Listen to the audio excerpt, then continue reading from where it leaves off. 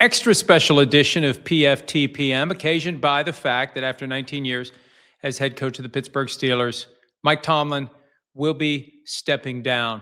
This was making the rounds within an hour or so before it actually broke. I had caught wind from a GM with another team that this person had heard it was happening. And then this person said two words, "It's happening." Kudos to ESPN for breaking it. I missed it by that much, but it doesn't matter. It was going to get out. The team announced it a few minutes later. It's something that wasn't going to keep quiet for very long. And it sure sounds as if Mike Tomlin knew going into last night's game against the Houston Texans that he would be moving on. It still is hard to imagine him not coaching. Coach is coach. He's been coaching consistently since 1995 when he was the receivers coach at VMI, a year after he had finished his college playing career. Continuously, every year since then, he has been a coach, and he undoubtedly will be a coach again. As Ben Roethlisberger said in the aftermath of that ugly late November home loss to the Bills, it's just time. And I think it's time for both sides. And look, from Tomlin's perspective, he heard the chants, fire Tomlin. If you come back for another year and you struggle, is it really going to get any better? That genie was out of the bottle. And for whatever reason, or some combination of reasons, you get to the point where you decide it is just time. 19 years is a ridiculously long time for any coach to remain in position in today's NFL. 18 years was a ridiculously long time for John Harbaugh. So here we are, a week apart. Harbaugh out in Baltimore, Mike Tomlin now moving on in Pittsburgh, and it leads to a variety of questions. Let me start from Tomlin's perspective, because the thinking for now is he's going to take at least a year off. And there had been rumors making the rounds that he has an offer in his back pocket with a network. And as I have heard it, Fox is the one to watch. That doesn't mean Fox is where he'll land, because now every network's going to try to get him. He's the network equivalent of John Harbaugh. Every team that has a vacancy wants Harbaugh. Every network is going to make a vacancy if it has to get Mike Tomlin. Will he go into a pregame studio setting, or will he go into the booth? I've said before, I think he would be awesome as a guy who is speaking in 20-second sound bites with those great catchphrases, some of which I think he comes up with on the fly. I think he would have a massive impact on the way games are called, and it would be a revelation, I think, on par with early Tony Romo. I'm not going to comment on more recent Tony Romo. I don't need to. Early Tony Romo was like, wow, this is a breath of fresh air. That's what Tomlin would be. And the only other guy that was like that, frankly, was John Madden, where it's just a different way. It sounds different. It feels different from what we're used to when we're being guided through the process of what's happening on a football field. I think his talent would be wasted on a pregame show where, look, at Fox, it would be a 1-hour show, CBS 1-hour show, ESPN a little more time, NFL Network 4 hours, NBC hour and 20 minutes or thereabouts. I think the best place for Tomlin would be 3 hours in a broadcast booth, helping us all understand what we are seeing on the field in front of him. Now, it would be complicated if he's thinking about coming back next year. Will you be as candid as you need to be?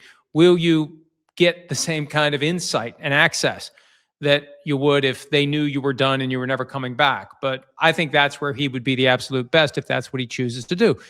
It's also possible, once the word is out, and now it is, that he's in play, the teams that have vacancies may try to get him to change his mind if he's thinking about TV, if he's thinking about taking a year off. And it's too late for a trade in the classic sense, but what would happen is exactly what the Dolphins had in mind 4 years ago now when Sean Payton resigned from the New Orleans Saints. You work out a deal with Tomlin. You work out a deal with the Steelers. You thread both needles. And if you make him an offer he won't refuse, you got your coach. You got him now because you're hiring now. By next year, unless you're going to go one and done with the guy you hire now, you're not going to have a vacancy. So any of the 8 teams, 25% of the league, that already had vacancies. And yes, we're now up to 9. More than 25% of the jobs are open. But for the 8 that already have vacancies, now's the time to move. If you would be interested in him next year, you need to shoot your shot this year. So I think that is another thing that will happen as a practical matter. We never hear anything about it. It may be calls that happen that never go anywhere. Tomlin's attitude may be, I don't care how much you're going to pay me. Never say never, but never, at least until next year. And if he does go into TV, he will be the A-lister for the entire season, just like Peyton was in 2022. He ultimately ended, as we know, with the Broncos, and look where they are in his third year. Playoffs, 2 seasons, and this year the number 1 seed in the AFC. So Tomlin will be in demand next year without question if he takes the year off. Tomlin, I think, will privately be in demand this year from one or more of the teams that have vacancies. And it could be another situation where Tomlin hears from teams that currently don't have vacancies, because maybe if we could get Mike Tomlin, we would have a vacancy. That's the reality. And I know there are plenty of Steelers fans that were ready to move on. And I've always said, be careful what you wish for, because Tomlin's going to go somewhere else and he's likely going to thrive. Just like John Harbaugh is going to go somewhere else and he's likely going to thrive. What are you going to do as the Pittsburgh Steelers? We don't know what the Steelers are going to do. They don't have much of a history when it comes to hiring coaches, because they've only hired 3 coaches before now since Richard Nixon's first term. 1969, Chuck Noll, Bill Cowher, Mike Tomlin. That's it. What are they going to do? Are they going to be looking for somebody who'll be there 20 years? Are they going to be looking for a bridge as they try to find someone? Because every other coach they've hired since Chuck Noll in his 30s, a guy who stays there a long time. Noll was there for 23 years. Cowher was there from 1992 through 2006. And now Tomlin, 19 years on the job, and he is moving on.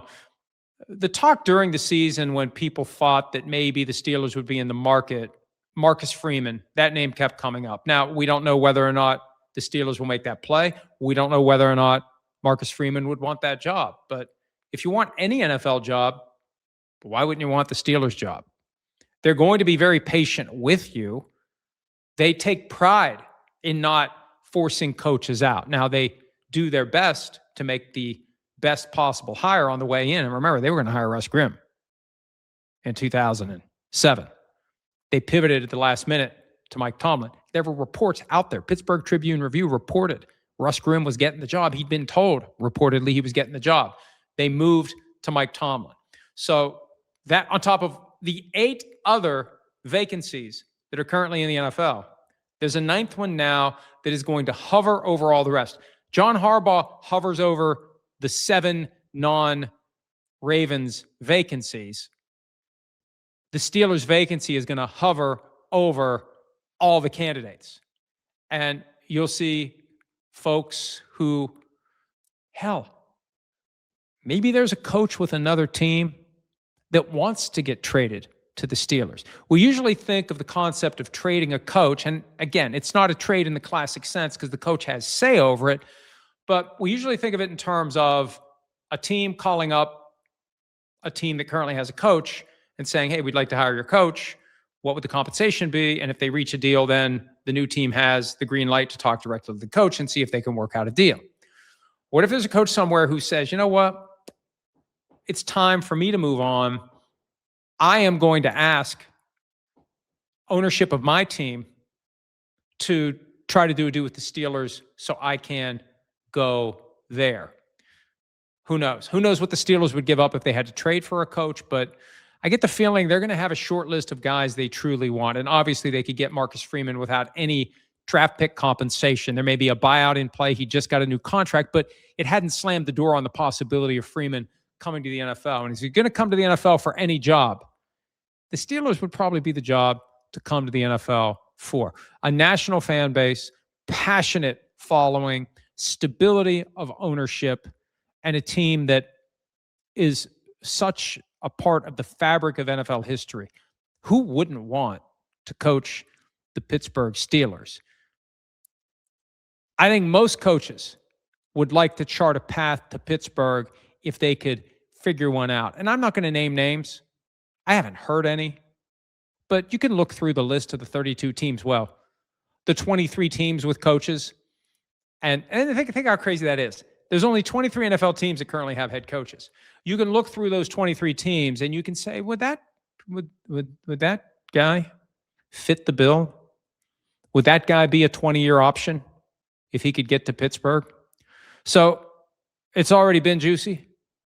It's going to get a lot juicier as we wait to see what Mike Tomlin does next, whether or not one of the teams with vacancies tries to hire him, and what the Steelers will do as they look for their new coach, and what other coaches who currently have jobs might do to try to get to the Steelers. Obviously, this is a story we'll be following every single step of the way, with every twist, turn, up, down, high, low, predictable and unpredictable outcome here at PFTPM as needed every morning on PFT Live and around the clock. The doors never close. There are no locks.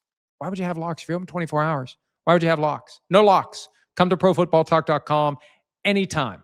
Thanks for some of your time. We'll see you real soon. Hi, it's Mike Florio. Thanks for watching PFT on YouTube. Hit subscribe for the latest news and analysis from Pro Football Talk.